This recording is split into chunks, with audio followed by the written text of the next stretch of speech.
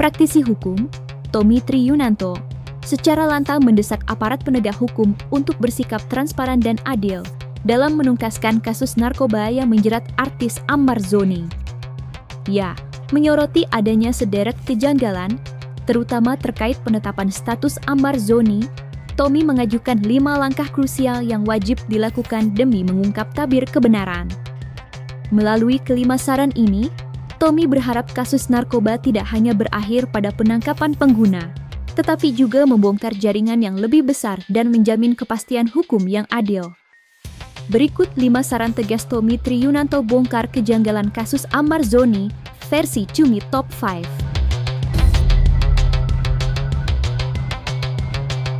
Praktisi hukum Tommy Triyunanto menyoroti adanya kejanggalan serius dalam kasus narkoba yang kembali menjerat Ammar Zoni. Ya, Tommy secara tegas mendesak aparat penegak hukum untuk tidak hanya fokus pada Ammar Zoni, tetapi juga melakukan audit menyeluruh terhadap barang bukti dan personel di rumah tahanan atau lapas tempat Ammar ditahan sebelumnya. Menurut Tommy, audit terhadap petugas dan sistem di dalam lapas atau rutan mutlak dilakukan untuk mencari tahu siapa oknum yang mungkin terlibat atau memfasilitasi masuknya barang haram tersebut. Dengan audit yang transparan dan independen, Tommy berharap kasus Ammar Zoni tidak hanya berakhir pada statusnya, tetapi dapat mengungkap jaringan besar di balik jeruji besi, sehingga keadilan substantif dapat tercapai.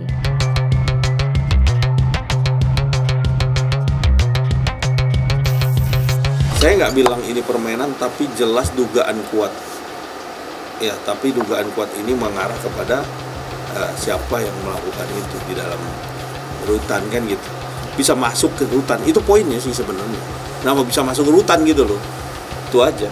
Ya kalau dugaan kuat, pihak-pihak rutan yang berkaitan itu jangan cuma dipindahin atau dipecat, tapi didalami. Ya, didalami ini bisa begini kan. Siapa? Telusuri, ya kan? Karena hal-hal begini bukan cuma dipindahin aja. Kalau orangnya datang terus nanti terjadi begini lagi, hal yang sama kan. Jadi kalau menurut saya cara preventifnya adalah mendalami barang itu dari mana, bagaimana caranya dia mendapatkannya, siapalah yang bawa itu, asal barang itu dari mana. Sebenarnya penelusurannya sama dengan menelusuri orang yang melakukan tindak-tindak kejahatan, curian, ya,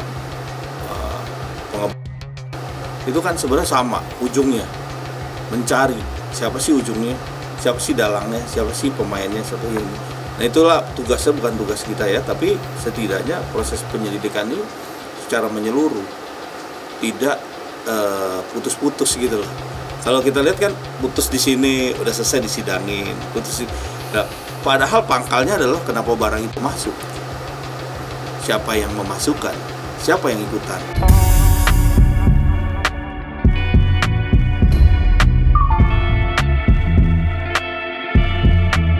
Praktisi hukum, Tommy Triyunanto, mendesak aparat penegak hukum untuk tidak berhenti pada penangkapan Ammar Zoni, melainkan harus mengusut tuntas hingga ke akarnya, yaitu jaringan pemasok atau supplier narkoba yang terlibat dalam kasus tersebut.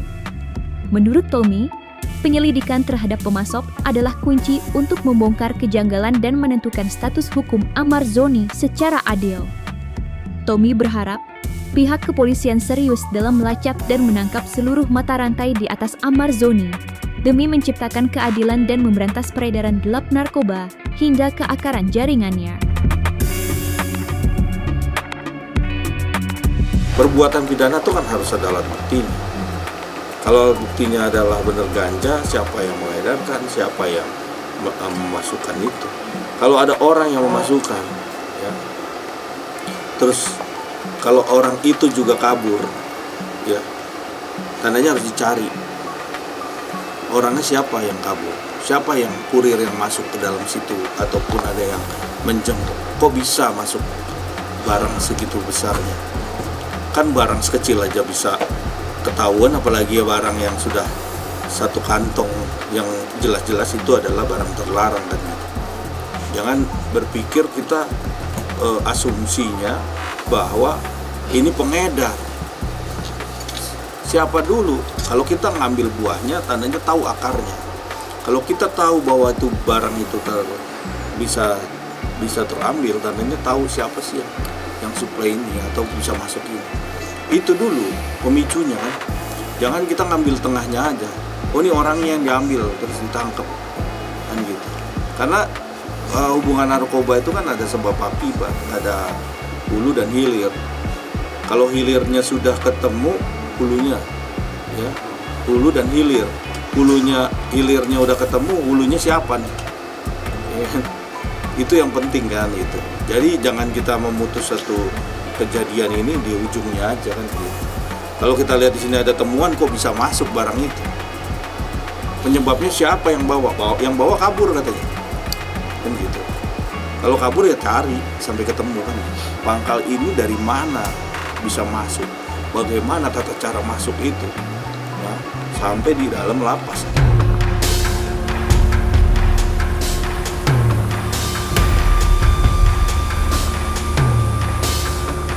Demi menghindari keraguan dan membongkar potensi kejanggalan dalam proses penyidikan, praktisi hukum Tommy Triyunanto mendesak penyidik untuk segera melakukan verifikasi dengan pengecekan rekaman CCTV di lokasi penangkapan artis Ammar Zoni.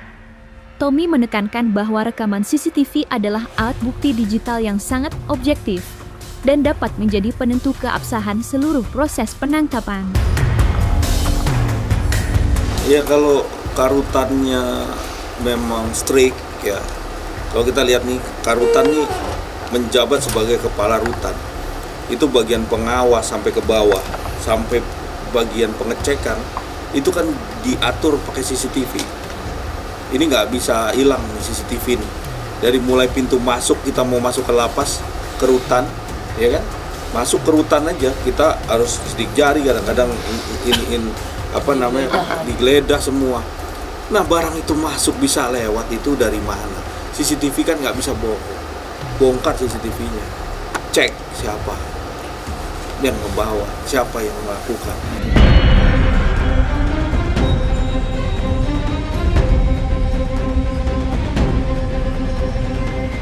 Praktisi hukum Tommy Triyunanto mendesak aparat penegak hukum untuk segera menerapkan asesmen terpadu dalam kasus narkoba yang menjerat artis Ammar Zoni.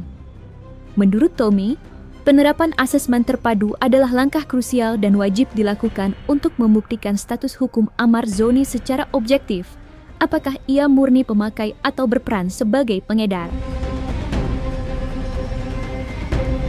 Nah, itu peristiwa yang dirasa ini ada kejanggalan, tentu harus disampaikan juga kan gitu. Yang namanya satu peristiwa kejadian perkara, baik itu di lapas, yang terjadinya di lapas tuh harusnya juga kita ya dalam hal ini selaku PH, kalau misalnya DPH-nya tentunya meminta surat agar apapun yang sekarang ini dia dalam positif harusnya direhabilitasi dulu dong. Dilihat dulu dong untuk bisa dia tidak memakai kan gitu, biar dia tidak ketergantungan. Kalau dia memang kan dilihat skalanya, ketergantungannya kuat, sedang atau rendah kan gitu. Harusnya juga pihak dari dalam hal ini lapas juga harus melihat secara jelas kan gitu. Jangan sepotong kan, katanya kan ini kan dilihat juga nih peristiwanya ini, apakah dia pemakai berat atau tidak, atau kan cuman dia kalau mengedar, kan jujur mengedar ini kan harus dibuktikan. Kata mengedarkan barang terlarang di dalam lapas. Tandanya ada jual beli, ada perpindahan uang, ada belinya berapa, untungnya berapa. Buktikan dulu itu. Terbukti nggak? Belinya di mana? Siapa yang jual? Berapa belinya, terus jual kemana, itu pengedar. Kalau itu semua nggak terbukti, maka semua tuduhan yang dituduhkan Ammar Zoni tandanya ini gugur, nggak bisa dikatakan ini sempurna.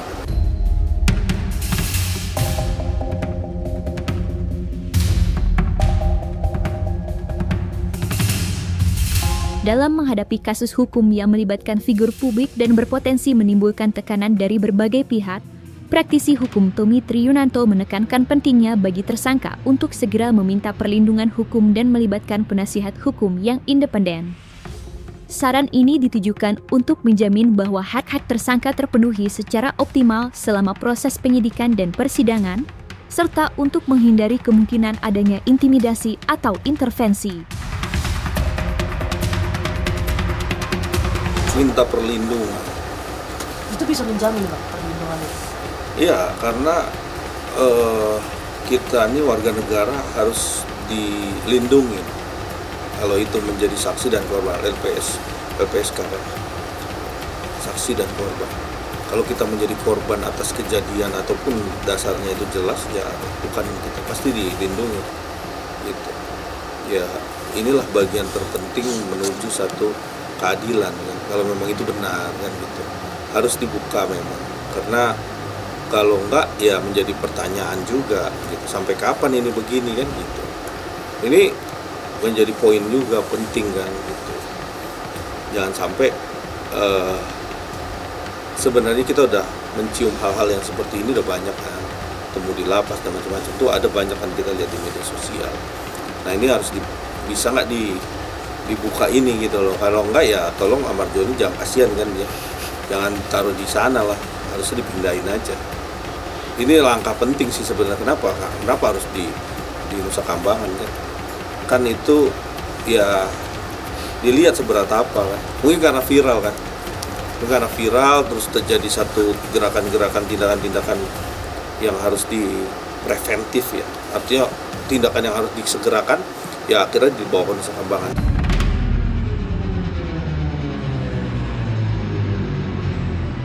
Dan jangan lupa untuk like, subscribe dan juga share channel YouTube Cumi Cumi.